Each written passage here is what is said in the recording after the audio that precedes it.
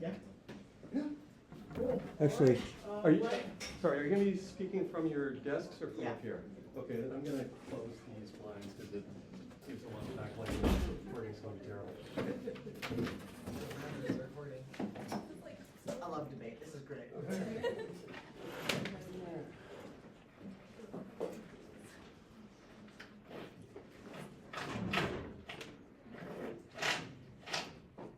is that one.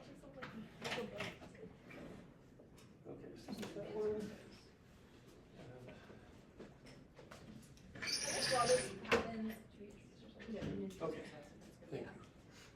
we can start. I'm Asha, my pronouns are she, her, and I'm the first speaker for the GOV, which is Portland.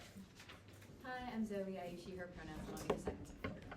We already introduced, but I'm Jacob Goldman. I'm the first speaker for all. Okay, congrats to our semifinalists.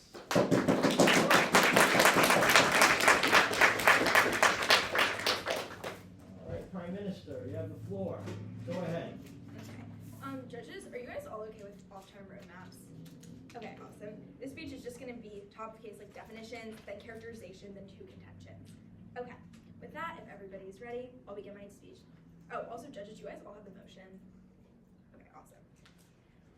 With that, I'm so proud to propose the motion, this House regrets Bukele's gang crackdown. Starting on definitions, I think the definitions are pretty clear in the info slide. Then we're going to define this House as a rational actor. The framework for this round is net benefits. And with that, moving on to characterization. Because this motion is this House regrets, we think it's inherently comparative. What does this mean? That means that we're inherently comparing like what happens if we don't have this gang crackdown. So really what the Gov is advocating for is that the alternative to the gang crackdown is better than what happened, while the Op is advocating that the gang crackdown was better than the alternative. I think this makes like a lot of sense because that's kind of what regrets means. Like say you like are about to get hit by a car, but then it swerves and it only hits your arm a little bit and you break your arm. You don't regret breaking your arm, even though breaking your arm is independently bad, because the alternative to breaking your arm was a whole lot worse. It was dying in this car crash, right? So we would say you don't regret breaking your arm since it was better than the alternative. What that means is that the burden in this round isn't for us to prove that like the alternative is perfect, that the alternative is better than the crackdown. Well, the burden for the opposition is to prove that the crackdown is better than the alternative. Then that begs the obvious question, our second layer of characterization: what is the alternative to Bukele's plan? What we think is that importantly, the bank crisis in El Salvador was at a breaking point. It was a massive issue, and it was pretty much the main issue most people were going to vote on when they go and vote in these elections. It's a main issue that foreign governments are really concerned with. What does this mean? It means that probably in the absence of Bukele's plan, we get a different plan to combat gang violence. We think this looks a lot more like kind of the more accepted plans to combat gang violence that exist across the world, just because it's kind of a unique, radical plan. So probably your average plan that would get passed is a little bit more conventional. This looks like basic things such as investing in creating economic job opportunities for former gang members, such as weapons buyback programs that encourage them to put away their weapons and like stop being in gangs, etc. Just kind of basic plans, and we think that's probably the alternative. Yeah. You seriously think a weapons buyback programs would be taken by a gang which controlled 80% of the country? Sorry? Do you think a weapons buyback program would have been taken by a gang controlling 80% of the country? Well, the gang themselves isn't going to implement the weapons buyback program, but the government would implement it. And like obviously they're going to take there's like more detail to your solution, but we think it probably just isn't as radical as Bukele's plan. Like in the absence of Bukele's plan, we probably get like some different solution. With that, let's get into our first contention on the short-term impacts of this program. First point here is on incarceration. Bukele threw 76,000 people in jail just within the first few years of this crackdown. That's over 1% of El Salvador's population. What does this mean? This means that the a huge chunk of the workforce is being taken out of the workforce, leading to the poverty rate, which is currently at 40%, to not be going down. It's actually increasing since the COVID-19 pandemic. What does this mean? It means that the economic conditions for your average person are really, really bad, because either they're in jail, which obviously is pretty bad for you to be in jail, especially because so many of these people have been found to be wrongfully imprisoned. He kind of just took like a widespread approach, like let me just throw anyone I think has any shot of being in a gang in jail, using the state of emergency that prevented them from being like protected from pretrial jailing. So we see a ton of these people are actively innocent, so they're being wrongfully held, which is obviously really, really bad. But importantly, like we also see that just having this much people in jail is really, really bad for the economy. Why? Because these people not only impact themselves, they also impact like their partners, their children, their families, because a lot of the times families in El Salvador are like basically reliant on the incomes of others in their family. That's how they make it through, even though the poverty rate is so high. That's how they like stay alive. And when you take out one of these money-making people, and you still have the same amount of kids and dependents that need money, but you can't make money from these jails, you're basically out of the income stream. Not only does that impact you directly if you're reliant on them, and now you no longer have this income, you no longer have as much food, as much stable housing, etc. It also impacts the economy as a whole, because you're literally taking out 1% of the people, but probably a like probably like a larger share of the working population, since these are mostly adult men who's like the main working demographic. It's probably 2 or 3% of the working population that's pulled out of the economy. That obviously is really bad in terms of economic growth. Quite simply, when you have less workers, you make less stuff. Your economy is smaller, and your economy shrinks, meaning there's less job opportunities for others in the economy. This creates a bad cycle where there's just not a lot of opportunity. Subpoint B here is on death. What we see is that there are 190 deaths per year happening in the prisons or due to protests against this, being shot down by the government in a really rough way. What does this mean? This means that we're having a ton of unnecessary deaths due to the crackdown. We think Op is probably going to come here and tell you, oh, but you're preventing deaths from gang violence. But that's actually not true. What we see is that Bukele was elected in 2019, but from 2015 to 2018, the amount of deaths due to gang violence and the homicide rate in El Salvador fell by 50%. 50% over 3 years. What we see is Bukele actually hasn't substantially decreased the homicide rates due to gang violence, because they're already going down to begin with. As long as they just like maintain going down the way they were before, in the absence of his plan, we still suffer like homicide. Homicide actually isn't really impacted by this plan. Don't let them tell you it is. Then our second contention is on the long-term impacts. We think that there's really 2 ways that this can go down. Option 1 is that they maintain this policy of throwing all of the people who are suspected of gang violence in jail, these massive amounts of people in jail. They keep them in jail. They keep doing the system that keeps being the response. Or they stop putting them in jail. First on why it's really bad for the government in the long term if they just keep doing this. First of all, it's really, really expensive. The El Salvador government just simply does not have a lot of money, considering their economy is pretty small. That means they don't really have enough money to finance the incarceration of these 76,000 people for their entire lifetimes. And plus all the new people who are joining gangs who they're going to have to throw in prison every single year. This is a number that just gets bigger and bigger. And not only is it really bad insofar as they just can't afford it to begin with, and they also can't afford the weapons to like go out and get them and put them in jail, it's also bad because it makes itself worse. Because as the economy gets smaller because they're taken out of the workforce, there's less tax revenue which they can use to basically keep these people in jail or arrest them. This creates a vicious cycle insofar as the economy totally collapses. They basically are putting the workers in jail, so then they can't get taxes off the workers' earnings, meaning that there basically is no way for the El Salvadorian government to get out of this cycle, where they end up just basically being extremely broke. They're no longer able to finance the things their people need. They're no longer able to probably finance this program, so we see is probably the collapse of the El Salvadorian government. Then the alternative that happens if they eventually stop this plan is also really, really bad. Why is that? Because this plan fundamentally doesn't address the root cause of gang violence. What we see is that the root causes of gang violence are a lack of other opportunities. That's the reason that people turn to the gangs. If they could get a good job where they can make more money outside of a gang, they're going to do that. But those jobs just simply do not exist in El Salvador, which is the reason people turn to these illegal gangs. But what happens in jails is that jails just perpetuate gang violence even more. We can see this in the US insofar as jailhouse gangs are a massive thing. There still is gang activities inside these jails. They still maintain their gang allegiances. So as soon as you let them out of jail, the gang crisis goes back to where it was before. You didn't actually achieve solvency at the root level. This is also really bad insofar as now these gang members are going to be even more violent because they're even more angry at the government. They specifically are targeting the government rather than just targeting civilians, which makes the gang crisis even worse. This is also really, really bad for El Salvadorian civilians. What we see is that regardless of which 2 cases you end up in the long term, this is a really bad plan for El Salvador. Overall, we think that not implementing this plan is way better insofar as it not only doesn't jail people wrongly, it decreases rates of death, and it ensures long-term stability for El Salvador, avoiding these 2 really bad eventualities. For that reason, I'm so, so proud to propose. Thank you.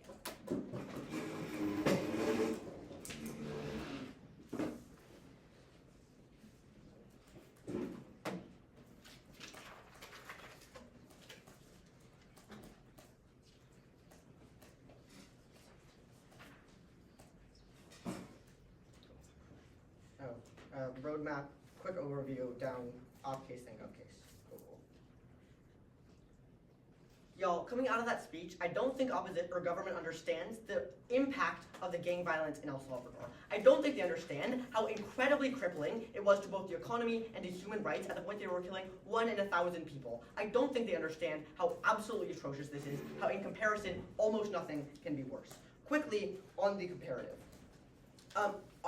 Government gives you this idea that I'm going to contend with in my case, but I'll contend with it now. They tell you that the counterfactual is that you would have had some peaceful way where you would have had a guns buyback program. Couple problems. First, this has gone on forever. This crisis of gangs has gone on forever, and government actually doesn't prove to you that it was at a breaking point. They say it was really bad. It's been really bad for an incredibly long time, so they have no way of proving that anything would actually change. Second, gangs had total control of the country. They were controlling government programs, they were controlling, how people acted, how people voted, because that violence works. Which means, no, you can't just have a government program solve it, because your government is influenced by gangs, and the programs are influenced by gangs. TOI. No thanks. And then, third is that, these programs don't work. If you need to combat violence, you're not going to buy back guns. This isn't how things work. Gangs want to maintain control. Let's go to the opposition case. Two contentions. Our first contention, where does this go? Is that this was necessary for peace. Subpoint A is that conditions before this were substantially worse. So 1 in 1,000 people were being killed by gang violence. That stat doesn't include all of the poverty that it creates. That stat doesn't include all of the people who were injured and had to go to the hospital who couldn't afford that. That stat doesn't include all of the people's family members who died. I need you to notice that this is unimaginably bad, even in comparison to being jailed. Notice then, it was not a temporary process. It is not a process that goes on for 20 years and then ends, because when these gangs have control over the status quo, and they have control over the power, it is impossible to remove them. How do you remove a power? You use government programs. When they control the government, you can't do that. You remove them forcefully. When they have all the guns, when they have all the power, you cannot do that. There was no mechanism of taking them out of power. Subpoint B is that this program has substantially increased human rights in the country. Okay, murders now, gang murders now are down to 2.4 over 100,000. So 2.4 people in 100,000 are killed by gangs. Notice the substantial change from 1 in 1,000. That alone is a pretty easy place to put your opposition ballot. Notice then, that's just so many less people being killed. You also note that when you don't have to deal with as much gang violence because those people are more in jails, you don't have to think about it constantly. You can think about having your mental health, having your family, all of those things. Notice the comparative here. Overall, a lot of the people that have been jailed, I'll get to this later, but a lot of the people who have been jailed actually have been in gangs. And to the extent there are a couple innocent people jailed, it's hard to prove that those people actually were innocent. It's also hard to prove that there are more than the people who were getting killed by gangs in the first instance. Subpoint C then is that peace is a prerequisite to civil liberties. What do I mean by that? Even if government in their 100% best case proves that this is not a good policy or in the abstract because it's hurting people's civil liberties, you need to have your own safety to even experience an idea of civil liberties. You need to be able to be alive to experience the harm of being in prison. You need to be able to be alive to be able to vote, to have any civil liberties. Any more death that happens in their world, is every time you see death is a reason to place your opposition ballot. Let's go to the second contention then, and that's on the economy. Subpoint A is that gang violence is horrible for the economy. Why is that? A couple reasons. First of all, it's incredibly hard to create real substantial markets within El Salvador because really they are corrupted by gang violence, because many of your employees are in gangs who have more loyalty to those gangs, because your employees are killed to the extent that you cannot actually make profits, to the extent that if you're trying to trade things, often they are stolen by gangs. It's pretty clear that your economy is horrible. You can also see this for the extent that the economy in El Salvador has been historically terrible, especially during these gang periods. It's why El Salvador is an extremely impoverished nation. But then subpoint B then is that cracking down will improve the economy. I want to note here that I'm not saying that it has yet, I'm saying that it will. That's because it hasn't been a complete program yet. But once you do actually imprison a lot of the gang violence, what you actually do is you decrease the amount of gangs, you decrease the incentive to join gangs because you actually are more safe within the country, which means you can develop a domestic industry. You can trade goods internally because you know that there's a less chance of them being stolen. You can walk the streets without being killed. I want to be clear about this weighing. This isn't just that you can have a little bit more money. No, we're going to say that having a stable and positive economy is actually a prerequisite to having a long-lasting functional state. Why is that? Always, when you have a bad economy, especially one plagued by gangs, you can never have a stable state because people will always revolt, or people will never actually have happiness, which means you will always have more revolution, you will always have more violence. Insofar as you create a stable economy, you can actually have long-term success in terms of politics and economy. With that, let's go to the government case. Okay. First, they talk about, that's the opposition case. Okay. First, they talk about the short term. They say that there's an incarceration, and they give you this $76,000 number, or the 76,000 people number. Note that that doesn't mean that 76,000 people have been imprisoned unjustly because they weren't in gangs. It means that many people have been imprisoned, and we don't know how many of them are in gangs. I'm going to give you a warrant that most of these people are going to be in gangs. When you deploy a task force to imprison most people, you're generally incentivized to do a good job. In other words, actually two reasons for that. First, you want to decrease gang violence. I mean, that's pretty simple. If you want to decrease gang violence, you arrest people in gangs. That stops the violence. And then second, you don't want to imprison innocent people insofar as then their family members don't vote for you. So insofar as you can actually do a good job, they do a good job. That means that the vast majority of these people overall are actually going to be gang members. They are going to be the people that needed to be incarcerated. Okay, and subpoint B, I just had taglined as like death. Government tells you that like protests were shot down and there was like a lot of murder. And then they give you this preemption. They say that death or murders were going down 50% before Bukele took charge and did this program. Okay, you know, gang violence goes up and down. Here's what we do know. It has gone down as a result of Bukele, and it has stayed. Over Bukele's term, it's gone down by 70%. That is massive. And it's not a thing that just goes away pretty soon, because it's an actual program for how to keep it low. Gang violence that just randomly goes down. Notice how that was never warranted for that, why that would stay. It just happened to. I don't think you can believe that that's an actual thing that stays. Finally, government tells you that like it's really expensive to incarcerate a lot of people, and that's going to lead to like the collapse of the government. Okay, a couple of responses to this.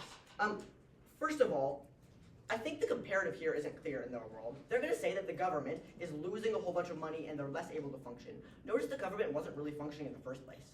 Insofar as the government is supposed to like protect our safety and wasn't doing much, it wasn't functioning in the first place. Then the second response here is that I don't actually think that it is going to collapse the government. Why is that? Well, first of all, you get a new, like, better economy because of all of the reasons I give you in my second contention, which benefits the government because they can like tax more, for example. Also, you know, when you have money, you can incarcerate people to the extent that like, you know, it doesn't cost a whole bunch of money to incarcerate people. It's absolutely a principally good thing to incarcerate people if it's saving lives. I don't think government actually addresses the comparative. What we need from government is for them to come up in an MG and tell you why this is significantly worse than the insane amount of people that we have saved. I'm so proud to oppose.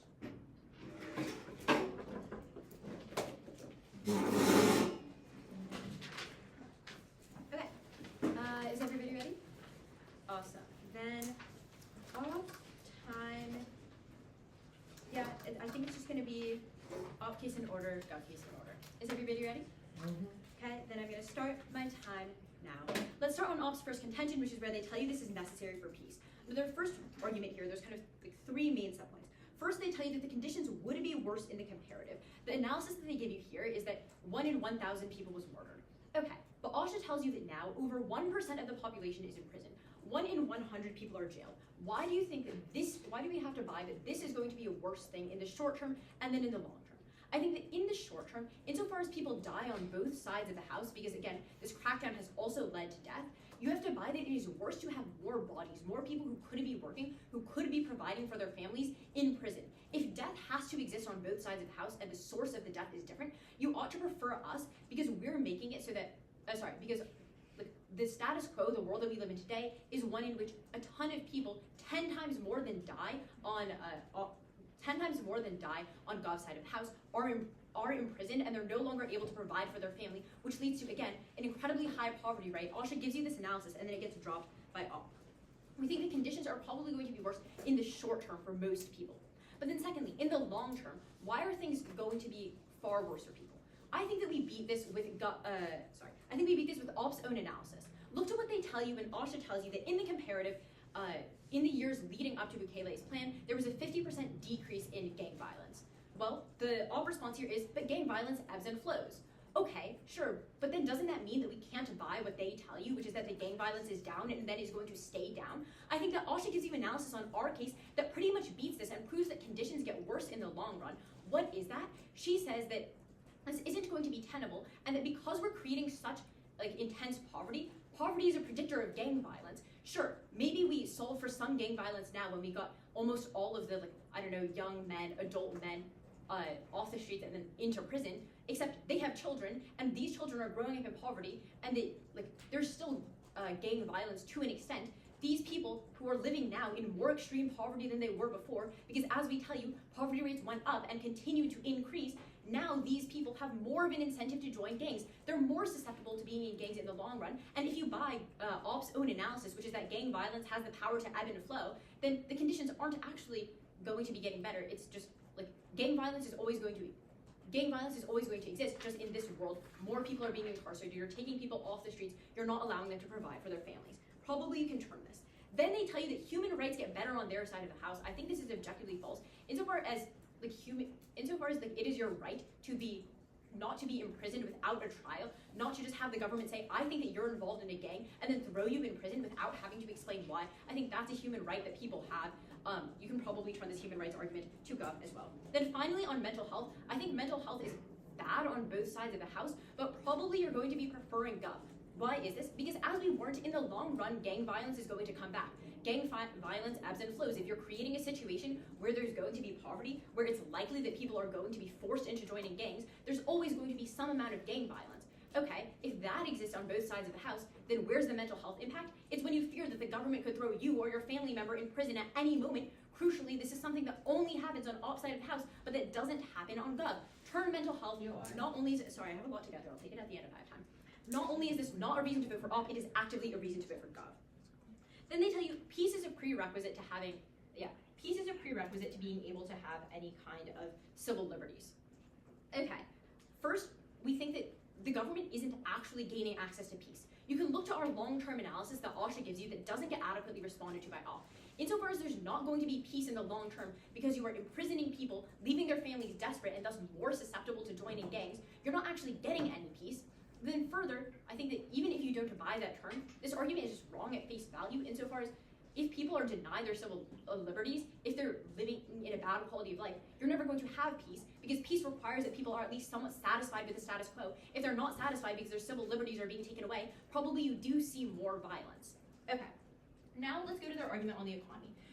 First, they tell you that employees are going to be killed. I think this employees argument is a really, really clean place actually to vote to Gov. Why is this? Because if you're like a company, right, and you employ workers, if an employee gets killed or if an employee gets jailed, that actually doesn't matter for you, right? Because even though it matters to the person, and I think we win that analysis on our case, it doesn't matter to the company. And if people are getting jailed at a higher now than people were, if people are getting jailed now at a higher rate than they were getting killed before, this is clearly worse for companies. We tell you that rate is 10 times more because now people are being, more than 1% of people are being jailed, that's 1 in 100.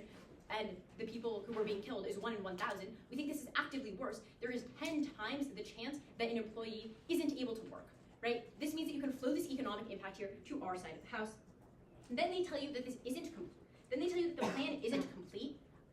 I mean, yes, this is like the analysis that we give you on Gov. The plan isn't complete and it can never be complete. I think this is really key. We win on the long term because the government's plan, yes, it solves in the short term. We're willing to acknowledge this. If you put like a huge amount of, I don't know, the El Salvadorian, like adult men, young men in prison, they're no longer able to contribute to gang violence that happens outside the prison. That's probably true. Except that there's other people who are going to be born, who are going to grow up in poverty, and then the cycle repeats itself, right? This isn't complete because it can never be complete because the government has trapped itself in this cycle where it is going to need to continue to incarcerate people and still never solve for the problem of gang violence in the long term. The argument that it's never complete is a reason to vote Gov, not a reason to vote off. Now let's go to our case. Why can you flow through everything that OSHA tells you? Let's start on our C1 on incarceration. The op response here is that, well, it's not actually unjust because most of these people are in gangs. They give you 2 warrants here as to why the government has an incentive to only jail people justly.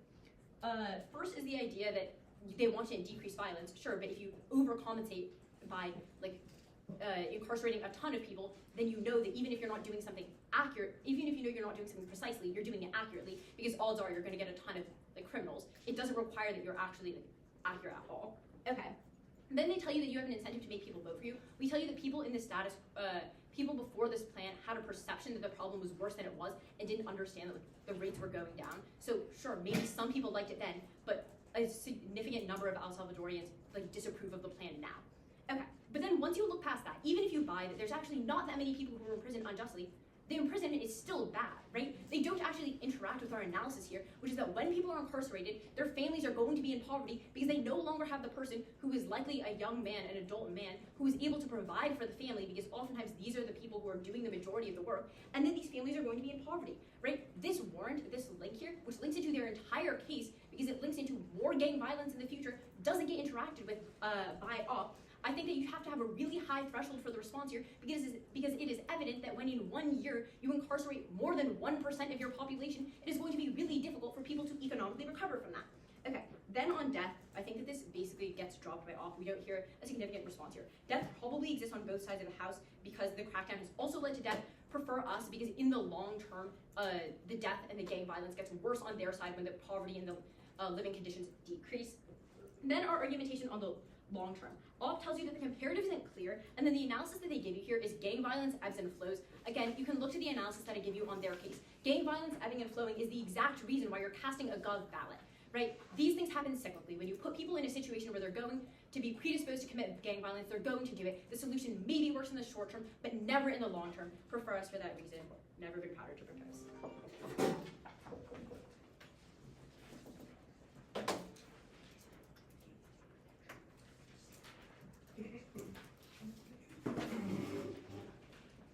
Hello everyone, I am Isaac McClurg. I am the second speaker for opposition. Off-time roadmap, I am going to be going down opposition case, then government case, as per usual. With all of that said, my time will start now. So our first contention is about how the plan or the policy that the president pursued was necessary for peace.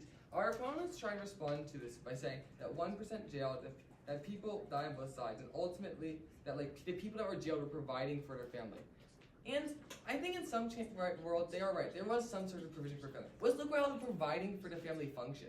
They provided for their family by being part of a gang that extorted the vast majority of the country, that led to people being unable to even go outside their house, led to people being unable to get jobs, leading to businesses being unable to function because they have to pay bribes and deal with stealing. That is how the majority of these people provided for their family. That is not something you want to be protecting and providing for your family. What we tell you is the crackdown has allowed for people to actually provide for their family in the way that any country wants people to provide for their family. Through getting a job, through education, providing a way to provide for your family in a legal way, which is not directly harming the whole rest of, the rest of the 99% of the country, which is being seen harmed in their world.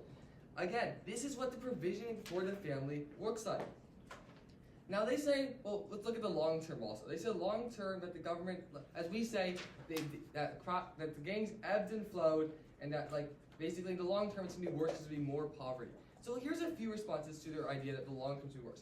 Let's look at the first major response. This plan, as we were debating it in the ballot resolution, is an unseen plan that has never been pursued in El Salvador before. It was extreme. We all understand it was extreme. That means it has had different results in previous policies.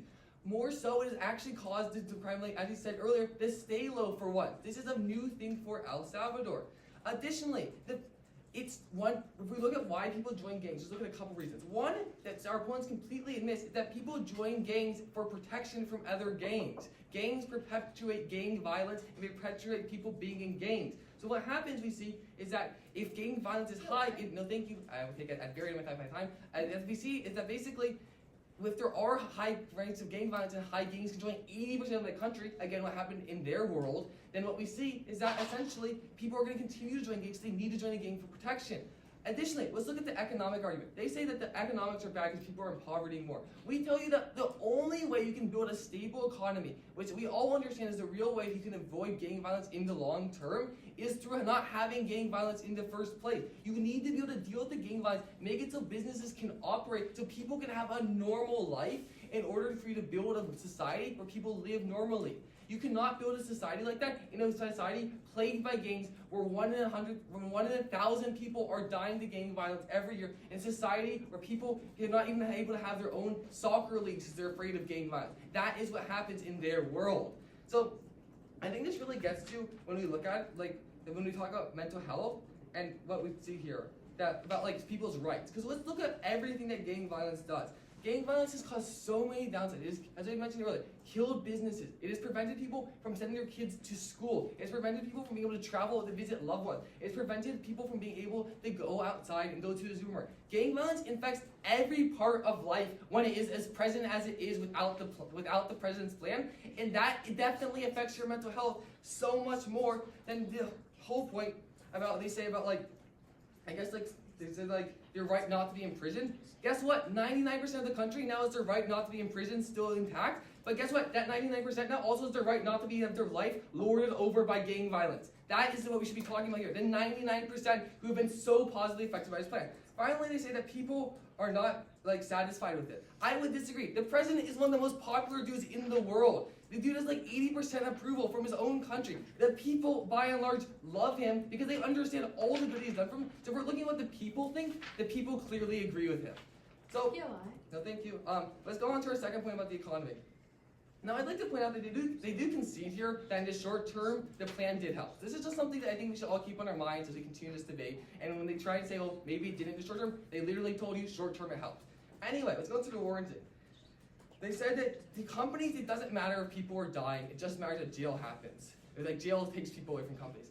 I would disagree that the gang violence only mattered to companies because people died. That, of course, affected companies, but so did the bribes they had to pay. So did the fact that their products would be stolen. So did the fact that they'd have to hire gang members in their company in order to even operate. So the fact they couldn't operate in most of the country because gangs controlled it all. When we talk about the economy, any long term of the economy, you have to understand that economy cannot function in any sense that really anyone in this room understands in a world dominated by gang violence. That is what's actually happening, and that is simply put, what is the result? It can only be solved by the plan pursued by the president. The president's plan is the only real way that we're able to build a real economy. The economy before did not work. When we get to the stat about poverty, say poverty rose post-COVID. Yeah, it did in almost every country in the world, Judge. This is not a reason to vote against his plan, especially when his plan provides an actual framework, as we've shown by warranting, for a future economy which actually functions and prevents gang violence in the future. Where is that in their alternative? Where is that in their guns buyback with the gangs? I do not see that realistically happening in their world, and if that could not happen, then they are merely perpetuating a system which has caused so much harm to so many El Salvadorians.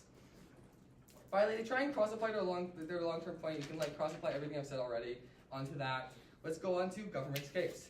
So I'd first like to point out that they kind of dropped all our arguments against why their alternative didn't work. So I think we can reasonably assume that their alternative does not work. Cross-apply all the things my partner said. They dropped it completely. Anyway, now let's go on to basically what we talk about when we say incarceration. They say that the government is clearly overcompensating with the amount of people that are arrested. And Judge, we will admit to you that there probably has been some overcompensation, but let's look at what we can also dare to tell you that the majority of the people arrested have been parts of gangs because the gang violence has fallen so much. It's because the fact that gangs no longer control about 80% of the country, the fact that people can live normal lives, that in itself points to the fact that the vast majority of people who arrested were gang members. If they were normal citizens, why would a gang violence fallen? That doesn't make any sense. It had to be at least a large amount of gang members. And if we're looking at whether maybe 10,000 people being imprisoned wrongly is worth it for the whole rest of the country to have a normal life, I say that the answer is yes at that point of view and that perspective. Okay, on to the next thing. They tried to continue their point about incarceration. They're like, well, anyway, incarceration is still really bad no matter who it is because incarceration leads to poverty. Incarceration does lead to poverty. But as I've said so many times now, gang violence has led to poverty. Point out this 40% poverty rate that they bring up. Is that a world that's sustainable to live in? That is a world that needs to change, and a world that is possible to change only under the president's plan.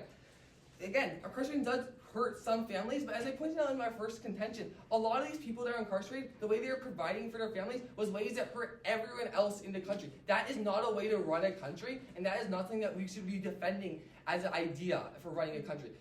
People should not be sustaining their families through selling drugs or through killing people and putting hit jobs on people. That is not a way to run an economy, even if it does provide for some families. Let's go on to their second contention about death. So they say death is on both sides. Judge, just to be clear, a whole lot more death is in their world. There are some deaths in our world, but when we talk about death, 1 in 1,000 to about 2.6 in 100,000, that is a huge magnitude of difference. Secondly, when we go to the comparative about the long term, I'd like to point out they never interact seriously with our point that the economy is the only way it could be better in a world without gang violence. Did they ever tell you the contrary? No. Because simply put, it is true, and this is ultimately what's going to win this round. Thank you so much. Vote negation.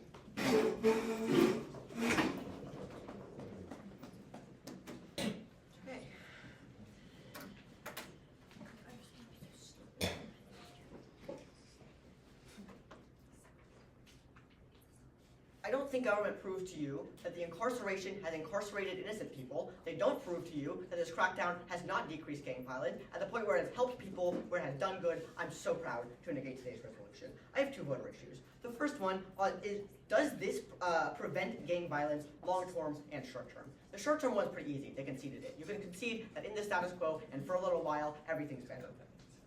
So like, I don't know, for the next 5 years, no more gangs are operating, or way fewer gangs. That's maybe a place to put your vote initially. Okay, we give you a couple reasons then why gang violence decreases long term. We say, obviously, for the first one, it's disincentivized. I mean, if you're gonna go to jail if you're in a gang, you're not gonna be in a gang because you don't want to go to jail. I mean, this is a really obvious mechanism, but it's not actually responded to by the government. It's not actually well dealt with. The second response here is that when there are fewer gangs in the short term, it means that there are going to be fewer gangs in the long term because gangs beget gangs. Why? If you are scared for your life, you are going to go to a gang for protection because that's what gangs do. But if there are fewer gangs in the short term, then you don't need to seek out a gang and, to protect yourself, which means there is a cyclical decreasing in the amount of gangs. Finally, government says, they give this response that says, well, but opposition says that gang violence ebbs and flows. This argument is built on misquoting me, or on quoting me out of context, and then no real warranting. Gang violence ebbs and flows when there isn't actual mechanisms to stop it from working. But we gave you, and the president gave you, a mechanism for stopping it from working. You get imprisoned.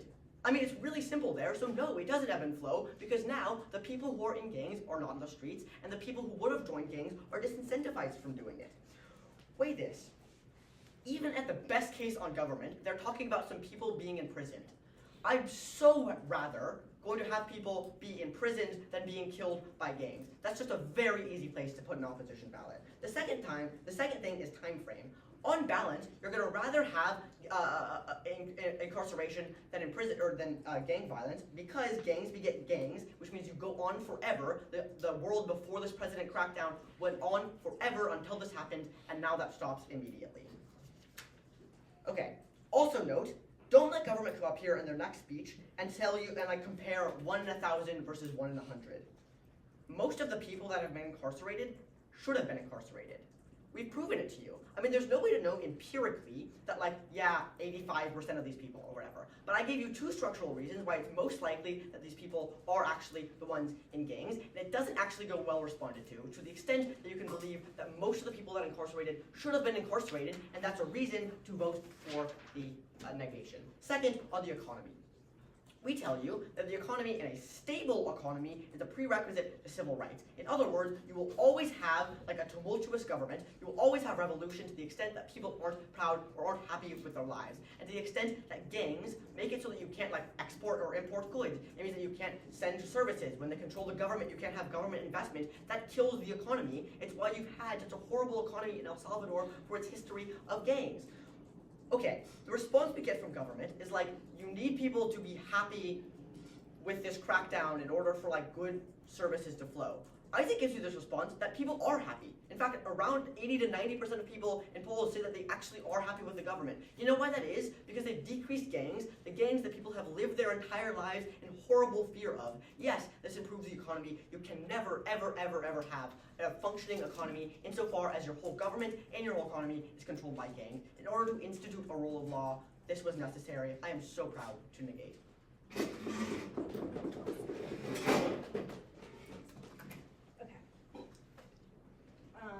If everybody's ready, a lot of time, it's just going to be looking at the main points of clash and then play. If everyone's ready, I'll begin my time now. Judges, the op is right about a lot of things in this debate, but what they're fundamentally wrong about is how all of this works. Why is that? Because look at what they tell you. They tell you the only way to get a good economy is to have no gang violence. The problem is they don't get no gang violence. Why is this? It's for the reasons Zoe tell you, many of which get completely dropped. What we tell you is what happens when you send 1% of the population to jail. What we tell you is all of their relatives, everyone reliant on them, is now poor. That creates poverty. What happens when we have these really high poverty rates is that people are pushed into gang violence because they don't have other options. They also tell you the other reason people join gangs is because they need protection from gangs. Exactly. Insofar as they're not able to solve for 100% of gang violence, the major push factor they identify still exists, but now there's an increase in poverty and desperation that pushes people further towards gang violence, right? Because before we can get this stable world with no gangs, first first comes the poverty, because as soon as your breadwinner in your family goes to jail, you're instantaneously in poverty. Insofar as it takes a long time to maintain the stability, first happens poverty. And as poverty goes up really, really quickly, we see that these people become desperate and turn towards gangs, creating more gang violence. This creates the very cycle we identify. Right? Once you have this higher rate of poverty and higher rates of more gang violence, you have to throw these people in prison, which just creates a cycle again. That's a really big problem. We're never able to access a stable economy because along the way, we just fall off the path. There's never a stable economy on the table in this debate. So what we see is that this is directly true, and that we can see that this is empirically true. Look at the stats about poverty going up after COVID under the Bukele regime. This is like effectively proving our point, which is that like every single year as Bukele sends more and more people to jail, more and more people end up in poverty. This is really intuitive insofar as when your breadwinner goes to jail, and there's no reason why like new job opportunities instantaneously pop up, but you do instantaneously lose your money and turn to gangs. So what does this mean? This is an incredibly cyclical impact, and we think it's super, super important. It's going to be where you're voting in this round. I'm going to come back to that when I deal with like the two other things that we hear on the opposition. First, we hear like the people support them. I don't really think that this has any impact that they weren't out to, so you're not voting there because like they don't impact it under the benefits framework. Then on this idea about death, we think that importantly, they tell you themselves that gang violence ebbs and flows and it's hard to predict. The reason it was going down before isn't for no reason. It's because the government was doing policies before that cut it 50% every 3 years. Similarly, the Bukele regime is doing policies that cut it a little bit. Sorry. The argument that the stat that cut 50% every 3 years is completely new. That's Oh, it was just in that's that 1 3 year period, but that's not it. yeah, it's the stat that it happened in that 3 year period. It's just a 3 year period, okay. If that's clear. Consideration. Yeah, I'll continue my speech. Now, but what we see is that gang violence was going down, but importantly on their side of the house, you just see more gang violence getting created. Even if they have a short-term decrease in death, in the long term they see more death as gang violence comes bigger because there's more desperate people turning to gangs. What do we say, like what's the comparative here? Is that in the comparative, we also see that like this isn't happening, it's currently falling. It's probably like more like there's no guarantee on the comparative that it's going to get worse. We see that there's probably like at worst a 50-50 chance that like in the Gov case, it gets better, versus we see a guarantee on their side of the house that it gets worse as it like resurges in the aftermath of this poverty. What does this mean? Where are you voting in this debate? We think that fundamentally you're voting on the long term, right? Even if they win the short term, the long term is what ends up impacting the people in El Salvador into the entirety of the future, right? Because even if they can show that there's a short term decrease, it doesn't really matter if you live under a lower rate of death for a couple years, if most of your life is experienced under the higher rate of death that comes later. Fundamentally, we think that the long-term impacts are the most important. Also, we think that you want to like vote on what is like the most clear in this round, which is the links that we give you. Those are really clear links on what directly happens. It's a high probability that you end up seeing more gangs on their side versus on our side. Like what we see is that pretty much things are going like improving in the status quo, and it's pretty likely they continue to improve, even if that's like that's probably true. But on their side, we have a more guarantee that it's going to get worse. And also we think it's a larger scale impact insofar as it affects everybody versus like at best case scenario, they're just like fundamentally not able to access any impacts that are going to help the vast majority of people, while this massive gang violence epidemic does kill the most, or like impact the vast majority of people. We think it's better, even if like 1 in 1,000 people have to die in like the short term, or like even if a few less people die in the short term, if in the long term everybody has a better quality of life because your entire economy doesn't become like gang violence and you don't see this massive like increase in gang violence, we think that like eventually it just kind of balances out, and if not like more, because insofar as like it's only a short period where you have this reduced rate of death versus you're going to see this larger rate of death come back even bigger, come back even stronger. Right, on our side of the house, they give you no reason to believe that gangs are going to like get bigger. Versus on their side of the house, we can clearly see that there is a reason that this is going to happen. That's the links I just gave you. Insofar as like it's obviously worse for the gangs to get bigger than it is for them to stay their current size or get smaller. That's going to mean that you're going to be voting for the government. Fundamentally, we think that this round just basically comes down to the question of whether you're going to be able to create some stable economy and some utopia in El Salvador, and we just don't think that's realistic insofar as they never get responses to these long-term impacts. It's really here to understand that the only way, like, insofar as poverty links into gangs and gang-caused gangs as well, we see that there is just a cycle of gang violence that they don't solve for. They just make it even worse by creating more people who are desperate, by increasing the poverty rates. We have empirics to show that. It's pretty clear that that's a massive issue, and it probably outweighs absolutely anything they can like have, even in the short term, because the long-term health of the country is the biggest thing in this debate. The long term is just the most amount of time, the most amount of people involved, etc. For all these reasons, proud to propose.